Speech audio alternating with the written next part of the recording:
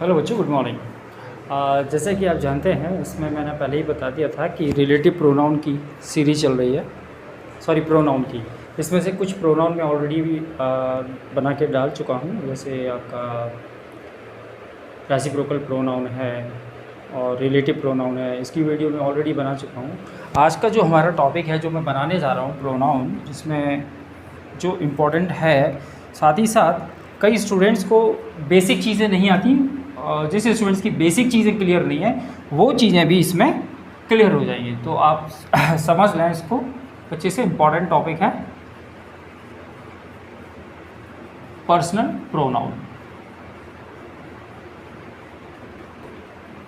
ठीक है बच्चों, ये पर्सनल प्रोनाउन। तो सबसे पहले मैं बता दूं ये पर्सनल प्रोनाउन होते क्या हैं। पर्सनल प्रोनाउन वो होते हैं, मैं लिख के बता देता हूँ, जिसे हम ये सब्जेक्टिव केस या नॉमिनेटिव केस, नेटिव केस। जो सब्जेक्टिव या नॉमिनेटिव एक ही बात है, सब्जेक्टिव केस कह लें या नॉमिनेटिव केस कह लें, ठीक है। और objective case, objective case personal pronoun के अंतर्गत ये दो आएंगे, सब्जेक्टिव केस और ऑब्जेक्टिव केस, है ना। सब्जेक्टिव केस कैसे, जैसे फर्स्ट पर्सन ले लेते हैं हम, आई का objective case me, we first person हो गए, वी का अस सेकंड पर्सन, यू का ऑब्जेक्टिव केस यू रहता है, ठीक है। फर्स्ट पर्सन हो गया, सेकंड पर्सन हो गया, थर्ड पर्सन। ही का ऑब्जेक्टिव केस हिम, शी का ऑब्जेक्टिव केस हर, दे का ऑब्जेक्टिव केस देम, ठीक है। और लास्ट होता है इट का भी ऑब्जेक्टिव केस इट होता है। ये दो प्रोनाउन जो होते हैं ना, यू और इट, इनके सब्जेक्टिव केस और ऑब्जेक्टिव केस सेम रहते हैं, ठीक है बच्चों। ठीक है, तो पर्सनल प्रोनाउन वो होते हैं जिसमें सब्जेक्टिव केस और ऑब्जेक्टिव केस आते हैं, उन्हें हम पर्सनल प्रोनाउन कहते हैं। और इनका यूज़ किस तरह से करते हैं, ये मैंने बेसिक वाला जो वीडियो बनाया है उसमें आप देख सकते हैं, ठीक है। वर्ब से पहले ये, वर्ब के बाद में ये, इस तरह के जो सेंटेंसेस है उसमें आप देख लेते हैं। इसमें आपको I, you, we, they, he, she, इनका ऑलमोस्ट सबका यूज़ करना आता ही है, ठीक है। इतनी तो एक्सपेक्ट की जाएगी भाई। इसमें जो इट है ना, इसको मैं बताने की कोशिश करता हूँ थोड़ा सा, ठीक है। इट, ठीक है, जिसको जो डाउट है वो पूछ सकता है, जिसको जो भी डाउट है वो पूछ सकता है, ठीक है।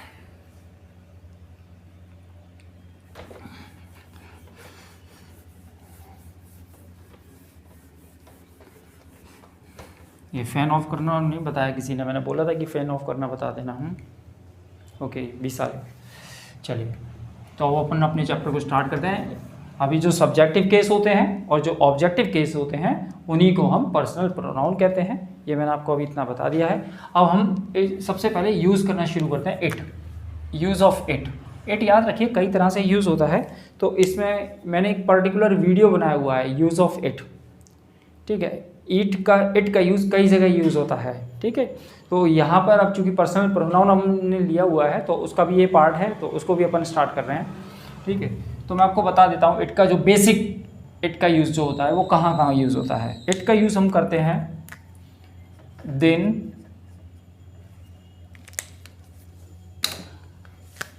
महीना, मौसम, समय, दिन, महीना, मौसम, समय, डेट यानी कि तारीख,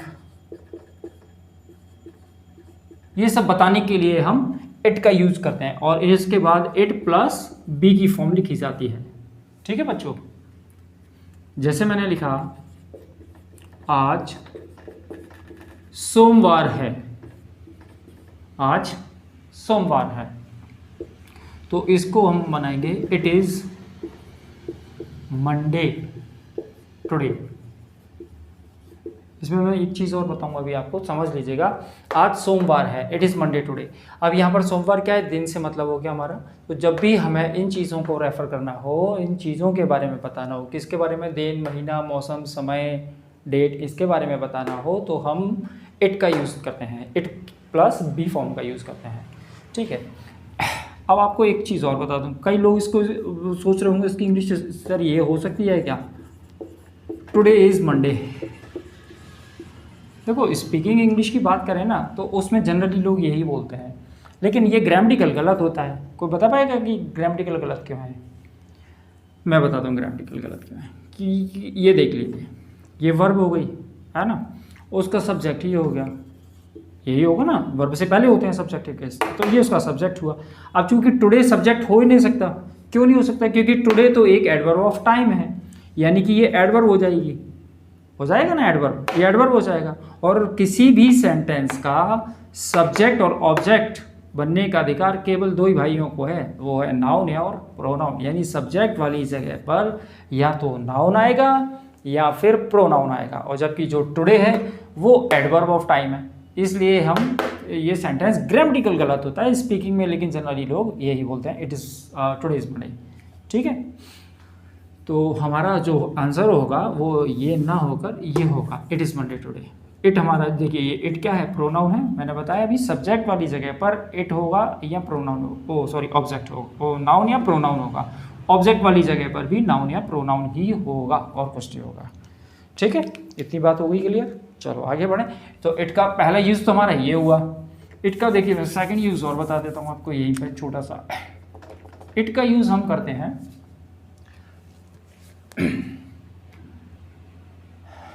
जैसे एनिमल्स के लिए, यानी पशु पक्षी, बर्ड्स।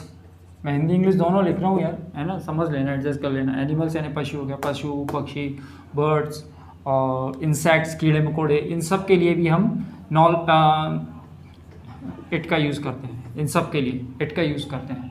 एनिमल्स, पक्षी, कीड़े मकोड़े वगैरह सब जो भी होता है, इंसेक्ट्स वगैरह जो होते हैं, सबके लिए हम इट का यूज़ करते हैं। जैसे मैंने कहा I have a cow, it has a calf. I have a cow, it has a calf. अब ये इट वर्ड किसके लिए यूज़ किया मैंने? काउ के लिए। ठीक है, एनिमल्स के लिए I have a cow, it has a calf. ठीक है, तो एनिमल के लिए भी इट का यूज़ होता है। इट का यूज़ नंबर थर्ड है आपका। ठीक है, इट का जो यूज़, इट के अभी तक हमारे दो यूज़ हो गए। ठीक है, आगे समझ में सबको है? फर्स्ट और सेकंड दो यूज़ हो गए। इट का यूज़ नंबर थर्ड देख लेते हैं आप।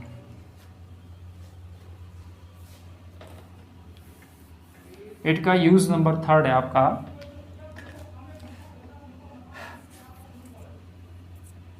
नॉन लिविंग थिंग्स, यानी कि निर्जीव वस्तुओं के लिए। निर्जीव वस्तुओं, नॉन लिविंग थिंग्स के लिए इट का यूज़ होता है। सब्जेक्ट के लिए, सब्जेक्ट ऑब्जेक्ट की जगह निर्जीव वस्तुओं के लिए भी इट का यूज़ होता है। जैसे मैंने लिखा this is a table, this is a table, it has 4 legs। This is a table, it has 4 legs। या एक table, this is a table, it has 4 legs। तो ये इट वर्ड है ना, किसके लिए यूज़ किया मैंने? टेबल के लिए, है ना। अगर याद रखिए यहाँ पर कोई पर्सन होता तो यहाँ पर मेल होता तो ही आ जाता, फीमेल होता तो शी आ जाता। अभी इट टेबल क्या है? निर्जीव वस्तु, नॉन लिविंग थिंग्स में आएगा, तो नॉन लिविंग थिंग्स के लिए इट आता है। ठीक है, एक और बात बता दूं मैं आपको, इट का प्लूरल दे होता है। अगर यहाँ पर टेबल्स होता तो फिर दे हो जाएगा। जो प्लूरल प्रोनाउन होता है दे, वो सभी के लिए, इंसेक्ट्स के लिए, एनिमल्स के लिए, ह्यूमन बींग्स के लिए, गर्ल्स के लिए, बॉयज़ के लिए, सब के लिए दे का यूज़ करेंगे आप। ठीक है ना, लेकिन सिंगुलर में इट का यूज़ करेंगे, और प्लूरल में चाहे वो लिविंग थिंग हो, नॉन लिविंग थिंग्स हो, कोई भी हो, वो दे यूज़ होगा। ठीक है,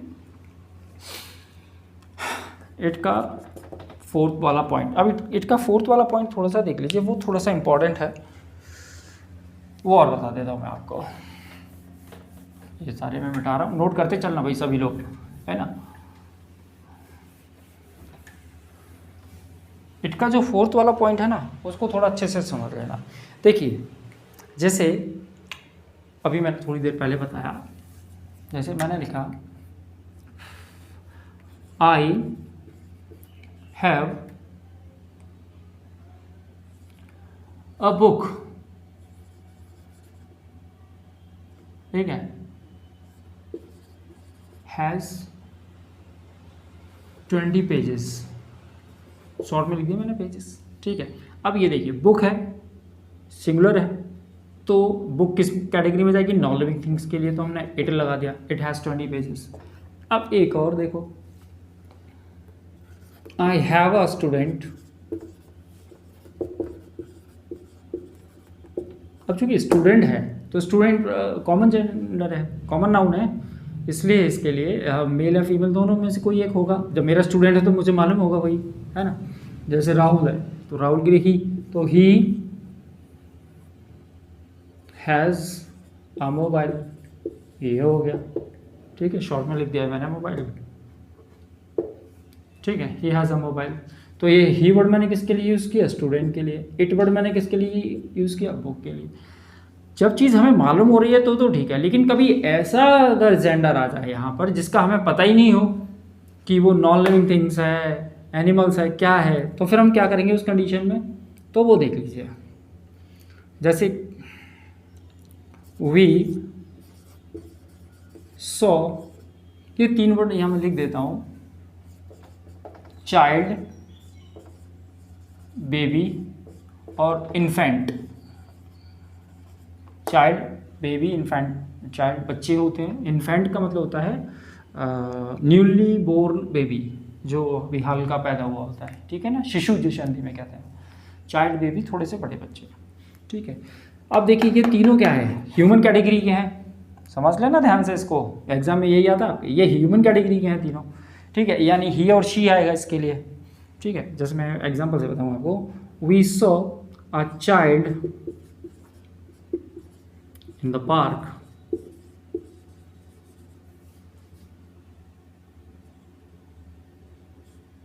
who was crying,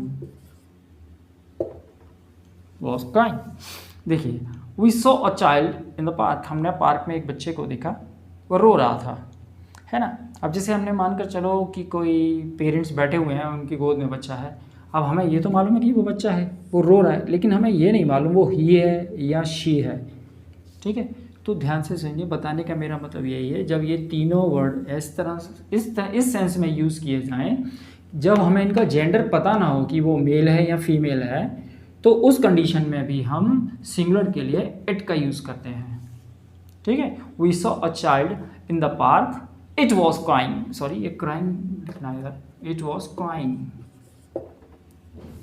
ठीक है, वह रो रहा था, इसके लिए। अब वो मेल है या फीमेल हमें तो नहीं मालूम ना।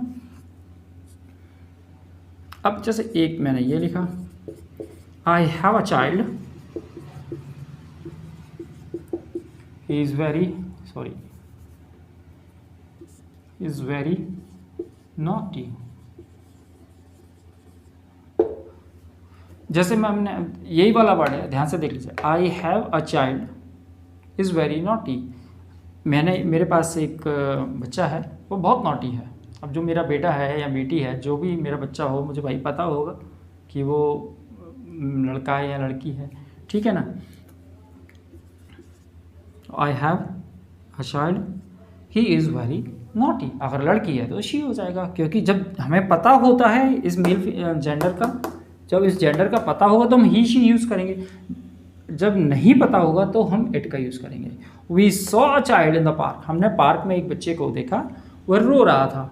अब वो रो रहा था अपनी माता पिता की गोद में था, हमें तो पता नहीं है, हमने बस आवाज़ सुनी एक बच्चा रो रहा है, अब ये नहीं मालूम ना कि वो मेल है फीमेल है क्या है, तो उस कंडीशन में भी हम इट का यूज़ करते हैं सिंगुलर के लिए। एक बार फिर से बता दूं, इट सिंगुलर नाउन होता है, सॉरी सिंगुलर प्रोनाउन होता है, इट का यूज़ सिंगुलर के लिए यूज़ होता है, और इट का प्लूरल अगर होगा तो वो दे होगा, और दे जो प्लूरल होता है वो सब के लिए होता है, living things, non living things, male female human being, सब के लिए दे का यूज़ करेंगे हम, ठीक है। आई हैव सम, अगर यहाँ होता आई हैव सम बुक्स तो फिर यहाँ दे हो जाता, आई हैव सम स्टूडेंट्स तो यहाँ दे हो जाता, है ना। We saw some children, child का प्लूरल हो जाता, फिर ये वर्ड ही हट जाता, फिर तो चिल्ड्रन, चाइल्ड का प्लूरल चिल्ड्रन हो जाता, तो फिर दे हो जाता है यहाँ पर, ठीक है।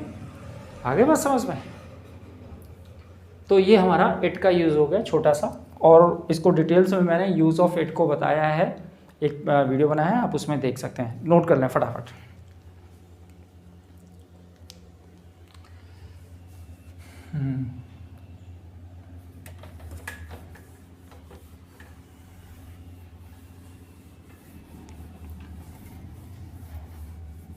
चलिए आगे बढ़ते हैं। कुछ क्वेश्चंस होते हैं sequence of pronoun. Sequence of pronoun, एक सेकेंड में पानी पी लूँ भाई ज़रा।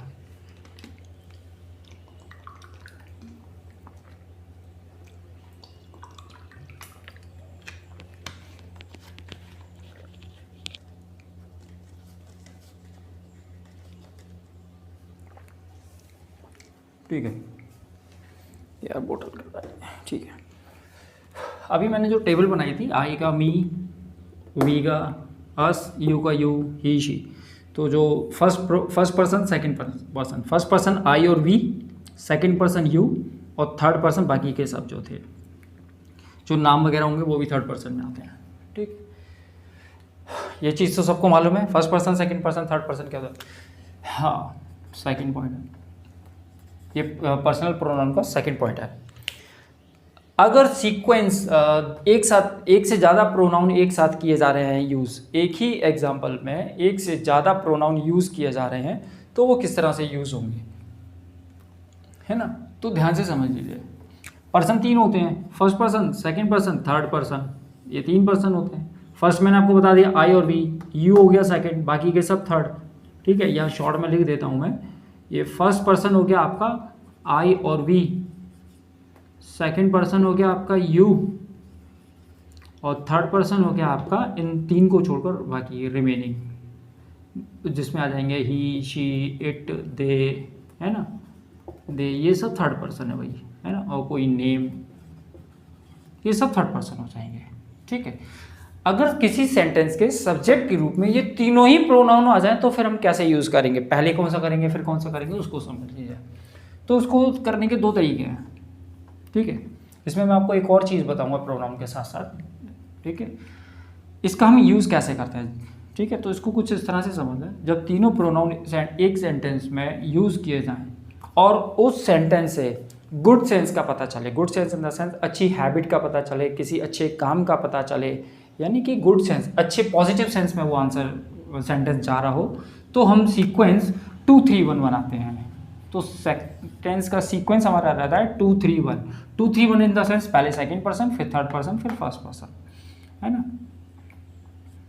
जैसे मैंने लिखा यू, ही एंड आई।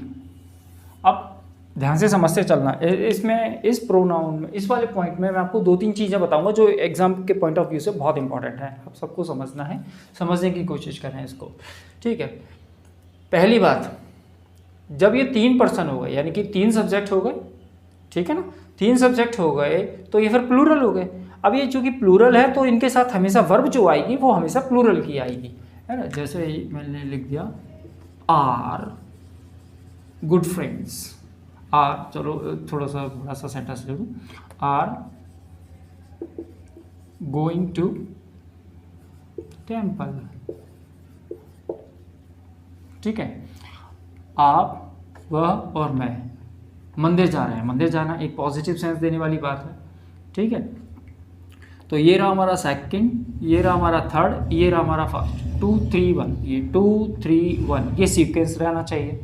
ठीक है, इसको आप ऐसे नहीं कर सकते, ही को इधर कर दें, आई को इधर कर दें, यू को इधर कर दें, कोई सा भी इधर का उधर नहीं कर सकते, ये सीक्वेंस रहेगा। लेकिन ये तभी कंडीशन में जब ये पॉजिटिव सेंस है, आर गोइंग टू टेम्पल, मंदिर जा रहे हैं, आप, मैं और वह मंदिर जा रहे हैं, ये मंदिर जा रहे हैं, ये एक पॉजिटिव सेंस दे रहा है, पॉजिटिव सेंस दे रहा है, इसलिए हम प्रोनाउन का ये सीक्वेंस 2 3 1 सीक्वेंस यूज़ करेंगे।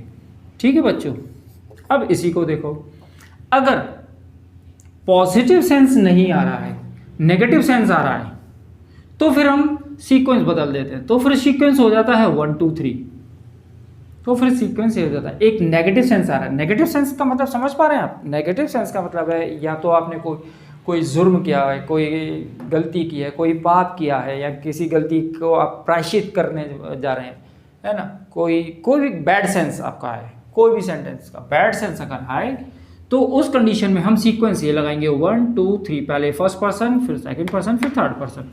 एग्जाम्पल से समझ लेते हैं, जैसे ये वाली वर्ब ले लेता हूँ मैं, जैसे मैंने लिखा आई यू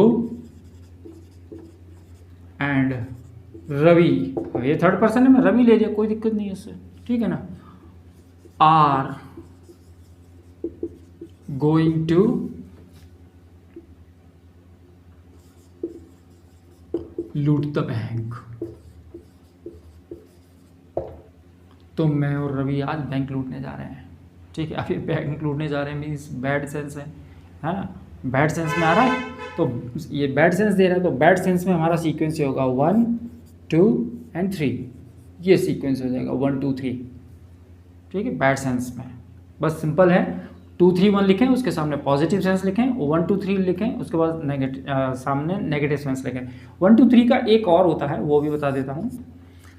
1 2 3 का अगर तीनों ही प्रोनाउन, एक नहीं तीनों, ये भी तीनों ही प्रोनाउन प्लूरल फॉर्म में होंगे तो भी हम 1 2 3 का यूज़ करेंगे, ठीक है।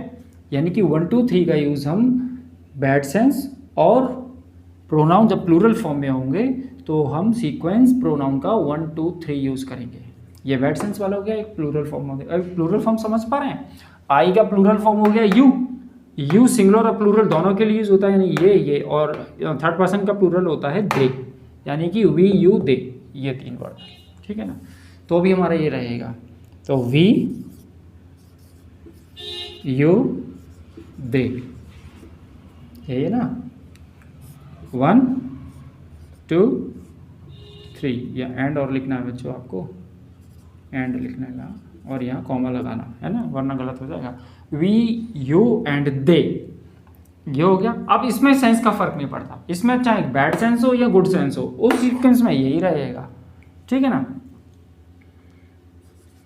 और वर्ब हमेशा प्लूरल की आएगी, चाहे सेंटेंस गुड सेंस निकले, बैड सेंस निकले, कैसा भी निकले, उससे कोई फर्क नहीं पड़ता, क्योंकि सब्जेक्ट 3 हो गए ना, वो तो प्लूरल वर्ब लेगी। वर्ब तो अपने सब्जेक्ट के अकॉर्डिंग चलती है, उससे कोई मतलब नहीं है गुड सेंस बैड सेंस से, ठीक है।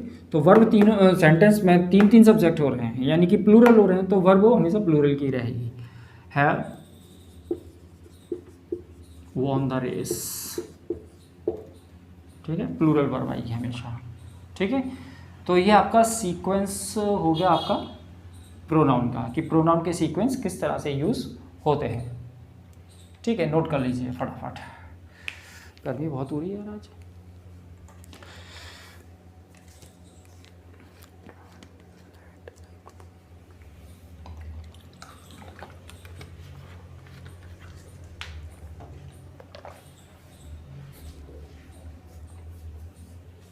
चलिए मैडम,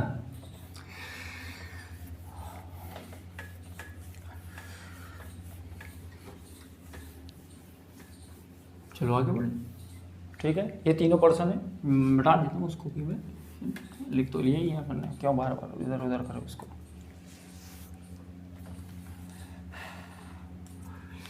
आ जाओ, पॉइंट नंबर 3 लिखे हम पर्सनल प्रोनाउन का। पर्सनल, अरे मैंने उसमें 2 चीज़ें और बताना, सॉरी मैं भूल गया, जो मैंने आपको बोला था 2-3 चीज़ें बताऊंगा, है ना, उसमें मैं एक बार और बता दूं मैं आपको। वैसे मैंने उसकी एक वीडियो अलग से बनाई है, उसकी भी आपको मैं बता दूं कि पहली बात तो मैं यही बताना चाह रहा था, जैसे कि ये देखिए 2 3 1 ये सीक्वेंस है, ठीक है। ये वाला हमारा सीक्वेंस था पॉजिटिव सेंस के लिए, ठीक है। तो इसमें आप 2-3 चीज़ें समझिए। अगर मानकर चलिए कि ये तीनों पर्सन की जगह केवल 2 ही पर्सन हो, तो क्या करेंगे हम, तो वो भी देख लीजिए, इसी में हो जाता है वो भी। अगर तीनों पर्सन दिए हुए, 2 पर्सन दिए हुए हैं, 3 ना दिए हुए, मानकर चलिए फर्स्ट और सेकंड दिया हुआ है, फर्स्ट और सेकंड दिया है, थर्ड नहीं है, तो सीक्वेंस क्या बनेगा, पहले सेकंड आएगा फिर फर्स्ट आएगा, ठीक है ना। और अगर सेकंड थर्ड दिए हुए हैं, फर्स्ट नहीं दिया हुआ, तो ऐसे चीज़ रहेगा, पहले सेकंड फिर थर्ड। और फर्स्ट और थर्ड दिए, सेकंड नहीं दिया हुआ, तो पहले थर्ड रहेगा फिर फर्स्ट रहेगा। और जब 2 प्रोनाउन होते हैं तो उसके लिए गुड सेंस और बैड सेंस की कोई ज़रूरत नहीं होती, वो फिर चाहे सेंस कैसा भी हो, उसके लिए सीक्वेंस यही रहेगा, 1 2 3 पे नहीं जाना होता है हमें, ठीक है। एक चीज़ ये बताना चाह रहा, और इसमें भी वही 2 सब्जेक्ट हो जाएंगे, तो वर्ब हमेशा इनके साथ प्लूरल की आएगी।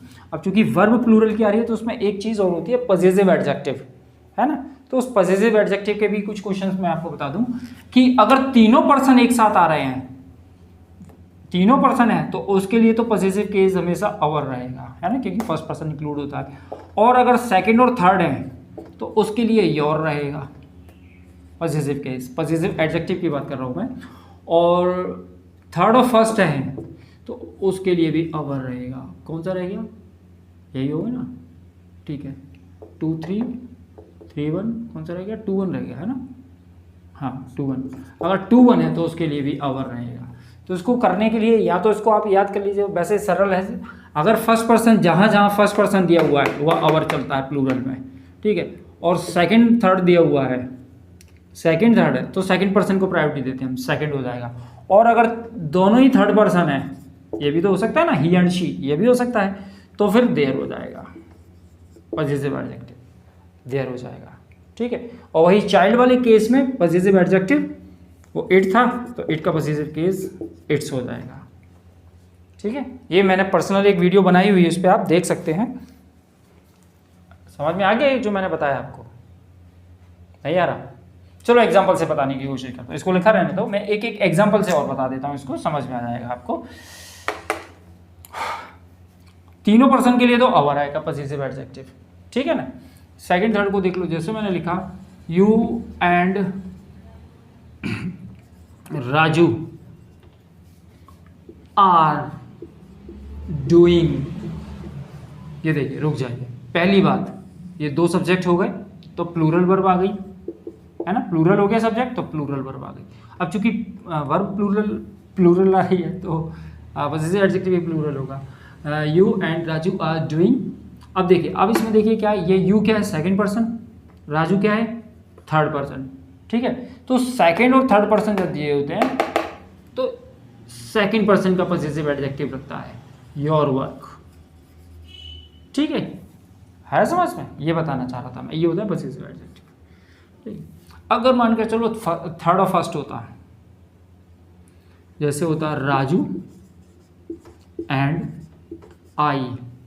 अब ये भी दो सब्जेक्ट है बच्चों, ध्यान रखना, ये थर्ड है ये फर्स्ट है, ठीक है, लेकिन वर्ब प्लूरल किया नहीं है क्योंकि दो सब्जेक्ट हो गए, तो भी आर आएगा। कभी कभी एग्जाम में यहाँ पर वो आई एम कर देता है क्योंकि ये बच्चों के दिमाग में बचपन से रटा होता है आई एम, ठीक है। लेकिन ये दो सब्जेक्ट हो गए, प्लूरल हो गए, इसलिए आर वर्ब आएगी, ठीक है, आर डूइंग। अब देखिए राजू और आई, थर्ड और फर्स्ट का क्या होता है पॉजिटिव एडजेक्टिव आर, तो आर वर्क हो जाएगा, राजू और मैं अपना अपना काम कर रहे हैं, ठीक है। अब कौन सा बचा, सेकंड और थर्ड। इसी तरह से सेकंड और फर्स्ट होगा, यहाँ पर यू हो और यहाँ पर फर्स्ट हो, यू एंड आई। फर्स्ट और सेकंड में दिया होगा तो प्रायोरिटी हम फर्स्ट पर्सन को देते हैं, आर डूइंग और वर्क, तो फिर ये हो जाएगा, ठीक है, आगे मैं समझ। और थर्ड पर्सन हो, यहाँ पे थर्ड पर्सन कोई भी दो नाम हो, रवि एंड राहुल XYZ, कोई भी थर्ड पर्सन हो तो थर्ड पर्सन का देयर हो जाएगा, ठीक है। और उसी तरह से अगर चाइल्ड अकेला दिया हुआ है तो उसके लिए फिर ये इट्स हो जाएगा, उसके लिए इट्स हो जाएगा, ठीक है। जैसे मैंने कहा the baby wants to meet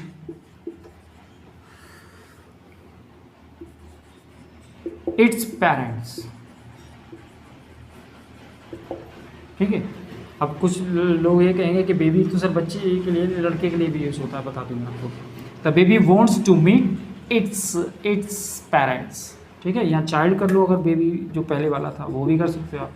the child wants to meet its parents, बच्चा अपने पेरेंट्स से मिलना चाहता है, ठीक है ना। वॉन्ट्स टू मीट की जगह मिलना क्या जाएगा, बहुत छोटा है इसलिए वॉन्ट्स टू सी कर लें हम तो ज़्यादा अच्छा है, wants to see its parents, ठीक है। अगली बात समझ में, तो इसका पॉजिटिव ये इट्स होता है और इनके पॉजिटिव डबल के ये होंगे पैसे। और अगर थर्ड पर्सन, तीनों पर्सन एक साथ हैं, फर्स्ट पर्सन भी इसमें इंक्लूड हो गई होगा तो अवर रहेगा फर्स्ट, ठीक है। इतनी बात आ गई समझ में अब तो, ठीक है, आगे बढ़े फिर।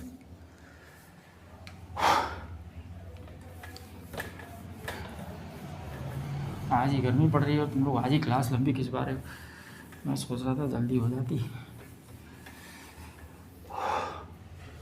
चलो आगे बढ़े। हाँ ठीक है। अच्छा पॉइंट नंबर थर्ड ले लेते हैं आप। अब आती बात कि नॉमिनेटिव केस कब आते हैं और ऑब्जेक्टिव केस कब आते हैं, तो वो देख लो कुछ चीज़ें हैं। जैसे मैंने लिखा प्रपोजिशन लेट बट और एक्सेप्ट।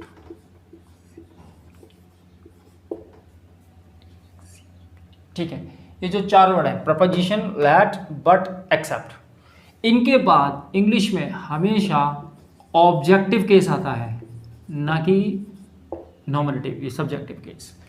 जब भी ये 4 वर्ड दिए हों तो उनके बाद हमेशा ऑब्जेक्टिव केस आएगा, कभी भी सब्जेक्टिव केस नहीं आएगा। ठीक है, एग्जाम्पल से समझते हैं इसको हम। जैसे मैंने लिखा प्रपोजिशन तो सब जानते ही हैं, ठीक है ना। जैसे मैंने कहा प्रपोजिशन जानते हैं ना, to, at, on, with, on, upon, among, between, ठीक है, ये सब। जैसे मैंने लिखा I was talking to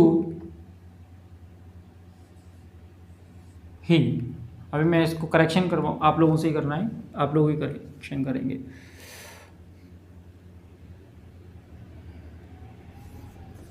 God is always with we. Let I go to college.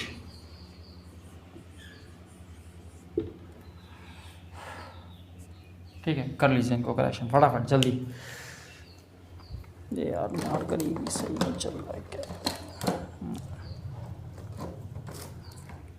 ठीक है, देखिए टू ए रही प्रपोजिशन, विथ ए रही प्रपोजिशन, तो ही तो क्या है, नॉमिनेटिव केस है ना, ऑब्जेक्टिव केस है, मैंने स्टार्टिंग में टेबल में बताया। तो ही का ऑब्जेक्टिव केस आएगा हिम, उसी तरह से वी का ऑब्जेक्टिव केस आएगा अस। ठीक है, ये हो गया। अब लेट दिया हुआ है, लेट के बाद चाहे सेंटेंस एक्टिव हो या पैसिव हो, ध्यान से सुन लो, चाहे सेंटेंस एक्टिव हो या पैसिव हो, लेट के साथ हमेशा ऑब्जेक्टिव केस आते हैं, एक्टिव केस में भी, हालांकि ये भी एक्टिव ही है। तो लेट मी होगा, आई का objective case me, let me go to college.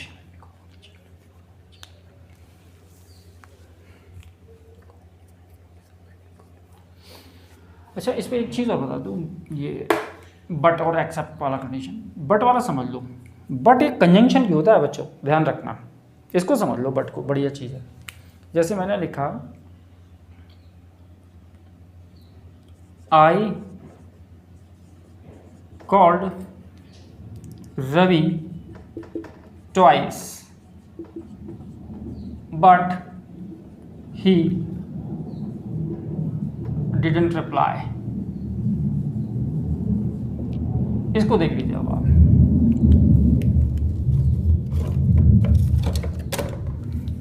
देखा, अब एक एग्जांपल एक और लिख रहा हूं मैं।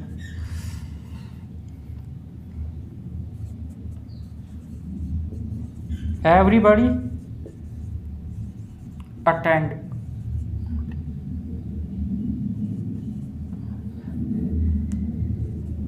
attended the party,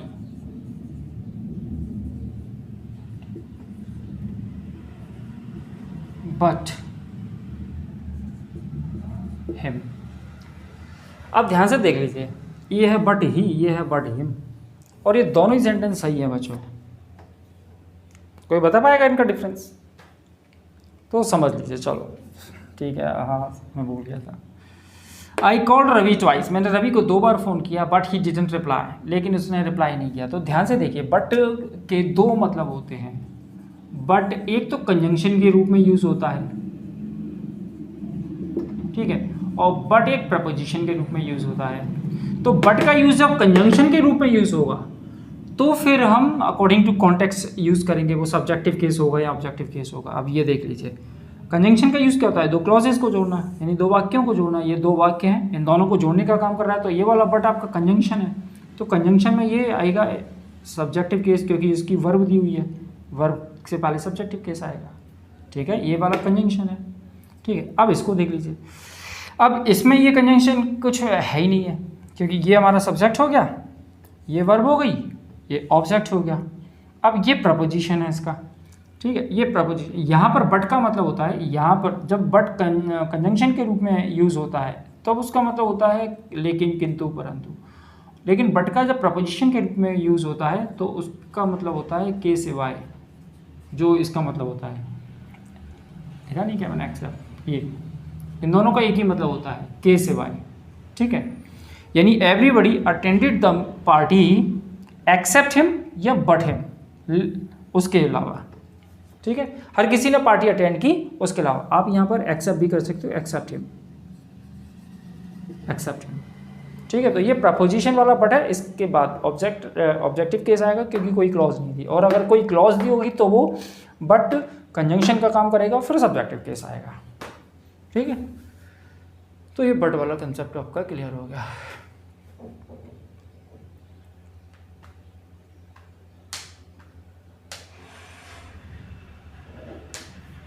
ठीक है, एक अच्छा सा क्वेश्चन मैं और दे रहा हूँ आपको, जो अभी अभी मैंने आपको कराया भी है। जैसे द प्रिंसिपल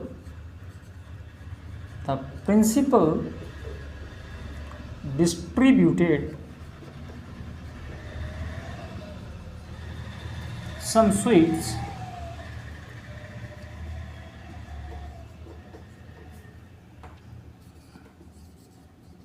between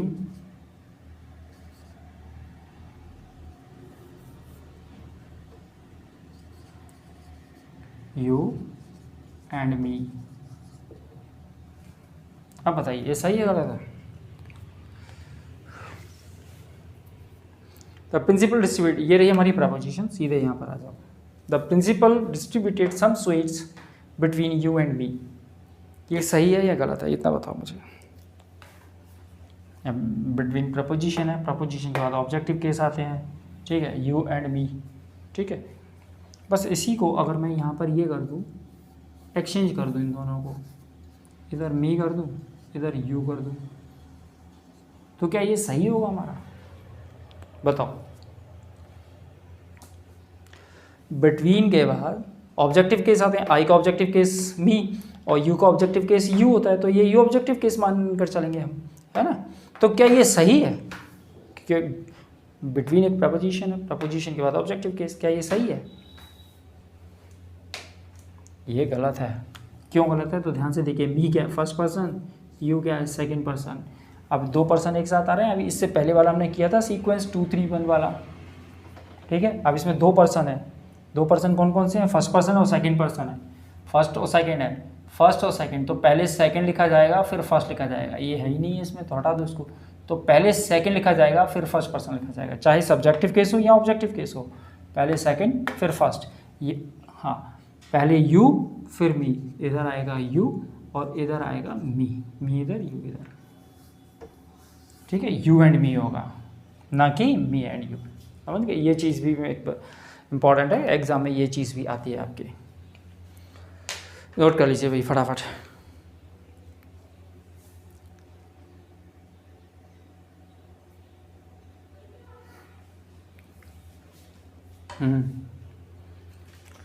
थोड़ा सा हो जाएगा।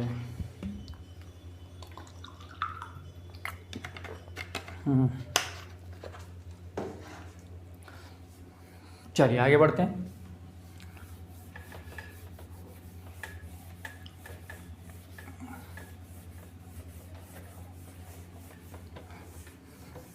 क्या है, आपको प्रैक्टिस करनी है। प्रैक्टिस सीरीज़ के लिए मैं जो बुक बनाई है मैंने, आप उससे प्रैक्टिस करो। बाकी कि आप ये सोचें कि किसी एक चैप्टर के आपको 100-200 एग्जाम्पल एक बुक में मिल जाए, वो नहीं मिलेंगे, बहुत रेयर केस में होंगे। ठीक है, जो मेरी बुक दी है मैंने, आप उसी से प्रैक्टिस करो। अभी कोई डाउट है तो आप पूछ सकते हैं। एक और है, वो भी देख लें पर्सनल प्रोनाउन में। जैसे मैंने लिखा है, लोग इसको भी स्पीकिंग में जनरली गलत बोलते हैं। He is taller than, object option दे रहा हूँ मैं आपको, मी या आई, क्या भरेंगे इसमें आप देख लीजिए। He is taller than me, या जनरली लोग स्पीकिंग में यही बोलते हैं, he is taller than me, you are more intelligent than me, इस तरह के सेंटेंस बोलते हैं। तो ध्यान रखिए, सीधा सीधा फॉर्मेट है। जब सब्जेक्ट का यहाँ लिख देता हूँ मैं, सब्जेक्ट की तुलना किसी सब्जेक्ट से हो रही है तो सब्जेक्टिव केस आएगा। और ऑब्जेक्ट की कंपैरिजन अगर किसी ऑब्जेक्ट से हो रही है, in that case we will use object form. Subject के साथ सब्जेक्ट, ऑब्जेक्ट के साथ ऑब्जेक्ट। अब यहाँ ही की बात हो रही है ना, ही इज टॉलर, वह ज़्यादा लंबा है, देन मी, मुझसे ज़्यादा लंबा है ना, तो दोनों ही सब्जेक्टिव केस हैं। मी, तो ये देन के बाद सब्जेक्टिव केस आएगा, सब्जेक्ट की सब्जेक्ट से कंपैरिजन। एक्चुअल में ये कंप्लीट सेंटेंस ये होता है, देन आई एम, वह मुझसे ज़्यादा लंबा है, मैं जितना हूँ उससे ज़्यादा लंबा है वो, ये फुल फॉर्म होती है। लेकिन चूंकि एम और इस दोनों बी पार्ट की हेल्पिंग वर्ब होती हैं, तो वो पहले यूज़ हो चुकी है, इसलिए इसको लिखा नहीं जाता। तो ये इस तरह से आई, देन आई, ये रहता है, ठीक है। और देखो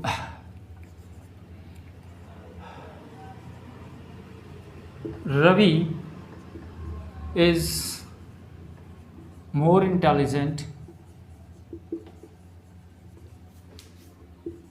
देन हिम, ये। अब देखिए रवि उससे ज़्यादा इंटेलिजेंट है, स्पीकिंग में जनरली लोग ऐसे ही बोलते हैं, लेकिन ये गलत है। रवि जो कि एक सब्जेक्टिव केस है, सब्जेक्टिव केस है, तो रवि की तुलना इस हिम से हो रही है, ठीक है। तो ये हिम ना आकर यहाँ पर आएगा ही, है ना, ही इज़, इस तरह से होगा।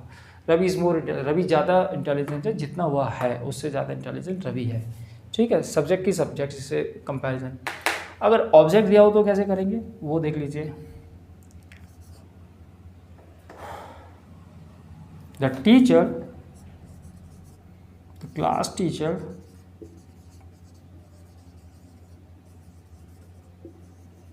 likes you more than I, ये एग्जाम इस तरह से आता है, ठीक है। अब देखिए ये सब्जेक्ट हो गया, ये इसकी वर्ब हो गई, ये इसका ऑब्जेक्ट हो गया। टीचर पसंद करते हैं आपको मोर देन आई, मुझसे ज़्यादा, यानी कि टीचर आपको पसंद करते हैं मुझसे ज़्यादा, यानी कि अब कंपैरिजन जो हो रहा है वो आपके और मेरे बीच में हो रहा है। और यू क्या है, ऑब्जेक्टिव केस है, तो ये भी ऑब्जेक्टिव केस होगा, देन मी। ये ऑब्जेक्ट का ऑब्जेक्ट से कंपैरिजन, ऑब्जेक्ट का जब ऑब्जेक्ट से कंपैरिजन होगा तो ऑब्जेक्टिव केस आएगा, है ना, और सब्जेक्ट का सब्जेक्ट से होगा तो सब्जेक्टिव केस आएगा। अब शायद हो सकता है कुछ बच्चों के दिमाग में ये बात आ रही होगी, सर यू का सब्जेक्ट और ऑब्जेक्ट फॉर्म तो सेम होता है, एंड हमें कैसे पता चलेगा? तो कई तरीके हैं इसके। वर्ब के बाद हमेशा ऑब्जेक्टिव केस आता है, दूसरी क्लॉज का जो सब्जेक्ट बनेगा उससे पहले ये यू आएगा, सब्जेक्टिव केस आएगा। मेन चीज़ तो आप यहाँ समझ लें, वर्ब के बाद ऑब्जेक्टिव केस होता है ना। अगर ये सब्जेक्टिव वाला होता तो वर्ब पहले नहीं आ सकती थी, ठीक है। इस वर्ब का सब्जेक्ट ये है, ठीक है, ये हो गया सब्जेक्ट, ये हो गई वर्ब, ये हो गया उसका ऑब्जेक्ट फॉर्म। जनरल फॉर्मेट यही होता है, ठीक है। तो यू का मी से, तो सब ऑब्जेक्ट ऑब्जेक्ट की कंपैरिजन होता है तो ऑब्जेक्ट फॉर्म आएगा, और जब सब्जेक्ट का सब्जेक्ट से होगा तो सब्जेक्टिव फॉर्म आएगा, ठीक है बच्चों। नोट कर लें जल्दी फटाफट।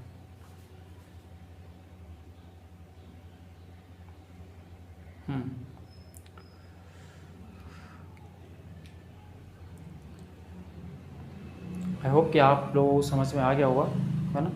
बस आज के लिए क्लास यहीं ख़त्म करते हैं।